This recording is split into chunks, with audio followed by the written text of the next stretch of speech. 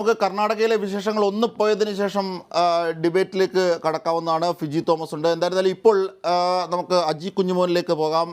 ബംഗളൂരുവിൽ നിന്ന് ഞങ്ങളുടെ പ്രതിനിധി അജി കുഞ്ഞുമോൻ ചേരുന്നു. അജി, എന്തൊക്കെയാണ് ഖാർഗെയും സുർജേവാലയും നൽകുന്ന സൂചനകൾ? ഇപ്പോൾ ആരാണ്? DK ശിവകുമാറാണോ സംസാരിച്ചുകൊണ്ടിരിക്കുന്നത്? എന്തൊക്കെ സൂചനകൾ അടുത്ത നിമിഷത്തെക്കുറിച്ച്? ഏറ്റവും പുതിയ വിവരം ഇതാണ്. അതായത് രണ്ടുപേരുടെ പിന്തുണ കൂടി ലഭിച്ചിരിക്കുന്നു. 138 സീറ്റ് കർണാടകയിൽ കോൺഗ്രസ് നേടിയിരിക്കുന്നു എന്നുള്ള ഏറ്റവും പുതിയ വിവരങ്ങൾ കൂടി അജിം ഷാദ് ഞാൻ പങ്കുവെക്കുകയാണ്. 2 സ്വതന്ത്രരുടെ പിന്തുണ കൂടി കോൺഗ്രസിന് കിട്ടി എന്ന് ഇപ്പോൾ സുർജേവാല അറിയിച്ചിരിക്കുകയാണ്. അതാണ് ഏറ്റവും പുതിയ വിവരം.